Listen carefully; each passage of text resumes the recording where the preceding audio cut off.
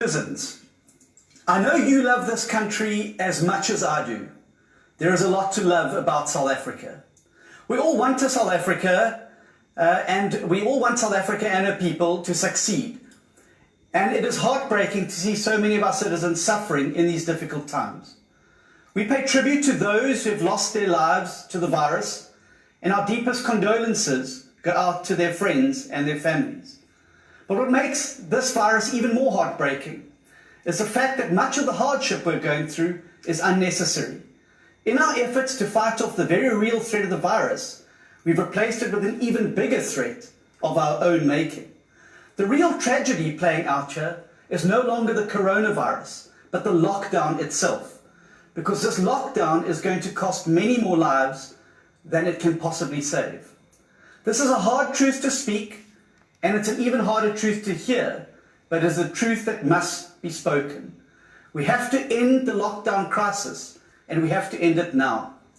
There is very little for us to gain and almost everything to lose by keeping people at home and keeping businesses shut any longer. The only reason we entered into the lockdown was to buy some time. We weren't trying to stop all COVID infections. We weren't trying to kill the virus. We were simply giving our hospitals time to prepare, to give our healthcare workers the best possible chance of dealing with the inevitable wave of infections when it finally hit us. We knew then, as we know now, that this wave is still coming, lockdown or not. We also know that our country's economy could only withstand a very limited freeze. This is why the lockdown originally had an end date. 3 weeks is what it was going to take to source equipment, to get hospitals ready, and to train doctors and nurses in COVID protocols. However, before those 3 weeks were up, it was decided that a little more time was needed, and so those 3 weeks soon became 5. Those extra 2 weeks came at a huge cost to our country, but at least there was an end date, and we could brace ourselves for that duration. All of this had to be a very delicate trade-off. Shut everything down at enormous cost to the livelihoods of millions of our citizens for a short period and hopefully save many lives in the process. But this is the thing about managing this pandemic. There is not only one trade-off. You're going to have to make them all the time. Every day the situation changes, the odds change, and you constantly have to be able to reassess this trade-off. 6 weeks ago, that decision by President Ramaphosa to act quickly in shutting the country down to delay the spread of the virus was the right thing to do. I was one of those who stood firmly behind the president and supported his early call for a nationwide lockdown. The whole country did.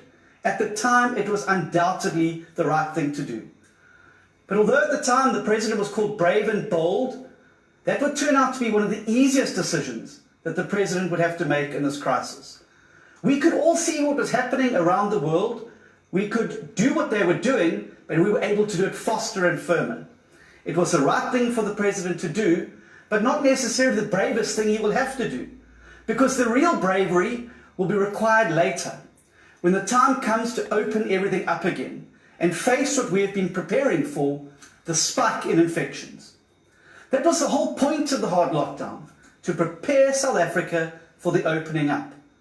I also supported the president when he announced that we would be moving into a phased approach to the lockdown, what he called a risk-adjusted model that would allow for a return to work, schools, and ultimately normal life. The DA had just proposed a very similar model to him, and we were very grateful that some of the work that we had done had found fertile soil. I said at the time that we would judge this model on the details, but in principle it was a good move. But we were right to reserve our judgment. Level 4 of the lockdown, as it turns out, is hardly different from level 5. In fact, in many respects, it is more restrictive and not less. We now have a military curfew enforced by more than 75,000 armed soldiers, which we didn't have under level 5. And even our shopping hours have been reduced instead of expanded. This wasn't progress towards a more open society and economy at all. It was simply an extension of the hard lockdown, but this time with no final deadline in sight. What the DA proposed in our smart lockdown was a detailed plan, sector by sector, for how we could safely return to normality. What the government gave us was simply a longer set of rules and a curfew on top of it. As most of you have seen or even personally experienced, the rules and restrictions under the supposed lighter level of lockdown are often petty, irrational and authoritarian. It's little wonder then that these rules are increasingly met with resistance and in some cases outright civil disobedience. If you want people on your side, you have to treat them with the respect that they deserve. You have to treat them like adults. Instead, we have seen our citizens treated like common criminals. We have seen people abused and humiliated in the streets and in their properties by members of the police and the army. And sadly, we've even seen citizens die at the hands of these armed forces. We have seen good Samaritans arrested for nothing more than the crime of feeding the poor and hungry in our nation. We have seen arbitrary rules on what may and may not be purchased, drawn up with the stroke of a pen. There's no rational argument for the continued ban on cigarettes, or alcohol for that matter. We've seen announcements from ministers on keeping sectors of the economy shut that have nothing to do with halting the spread of the virus. Petty, irrational announcements like the ban on all e-commerce. We have seen outrageous announcements from the Small Business and Development Minister and Tourism Minister where they intend to exclude some of our South African citizens on the arbitrary factor of race or other arbitrary criteria from the emergency relief measures. We have already written to the head of the IMF, where a large part of this relief funding will come from, to urge them to instruct government not to use this money in a way that discriminates against some South Africans.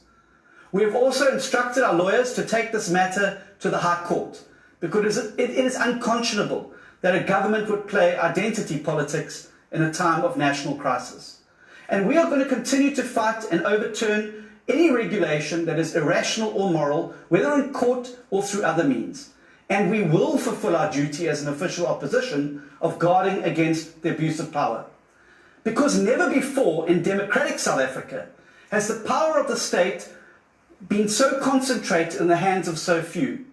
And all the while, South Africans have been asked to give up even more for even longer without questioning any of it. That has to end.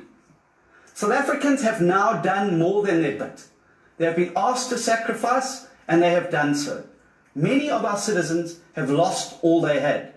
They have sat diligently in their homes as our country's economy slowly crumbled around them, waiting for the news that the hospitals and the doctors were ready and we could resume our lives. I don't have to tell you how hard it has been and how hard this wait has been. Many of you know full well what it's like to go week after week without any income, or to wait for that dreaded phone call to say, "I'm sorry, you no longer have a job." Thousands of businesses have closed. Many more are about to. Each of these businesses was a precious lifeline for the employees and their families. National Treasury says that the best case scenario, we stand to lose 3 million jobs. And that's if we do everything right and end the lockdown now. The worst case scenario is 7 million jobs. And that's on top of the 10 million of our citizens who were already unemployed before COVID hit. SARS says that we will miss our revenue target by a massive 285 billion. That is a fifth of our income. It's meant to pay for teachers, nurses, police officers. It's meant to deliver water and housing. Now, we're not the United States or the UK, Germany or Japan. We don't have the means to navigate around this kind of loss. The effect on poor South Africans will be devastating. This is a self-inflicted catastrophe far, far greater than anything the virus could throw at us. Mr. President, by creating this lockdown crisis, you've broken your sacred compact with the people of South Africa. You've weaponized our trust and you've turned it against us. Instead of trusting citizens back, lives have been devastated and livelihoods have been destroyed through brutality and coercion. And you have turned the free citizens of our republic into the subjects of an authoritarian government. We're no longer dealing with a COVID-19 crisis. We are dealing with a lockdown crisis, an ANC lockdown crisis to be precise. Let me be very clear. There is no longer a justification to keep this hard lockdown in place. Government cannot even produce the justification. They cannot show us the modelling they use to decide when to ease and when to tighten restrictions. They cannot do this because they don't seem to know for sure themselves. And so every decision is now shrouded in secrecy. We're told to blindly trust a body called the National Command Council, a small group of cabinet ministers who don't answer to Parliament or anyone else. When asked for their meeting minutes to clarify why they backtracked on the cigarette ban, the National Command Council refused, claiming this was now classified information.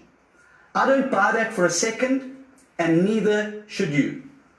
The DA has filed a PIA application to obtain not only the minutes of their cigarette discussion, but of all their other decisions relating to the lockdown. It is crucial that we as citizens know exactly why, according to government, we are still in a destructive lockdown. What we do know is that government's very own epidemic expert, Professor Karim, thinks that this lockdown has already run its course and it is now of little more use. In fact, that was his view 2 weeks ago, yet here we still are. We know that the sole reason for locking the country down was to buy time to boost our healthcare response. We've done this. What hasn't happened in the past 6 weeks is not going to happen now. The only thing keeping us locked down now is fear. And we have every right to fear the virus.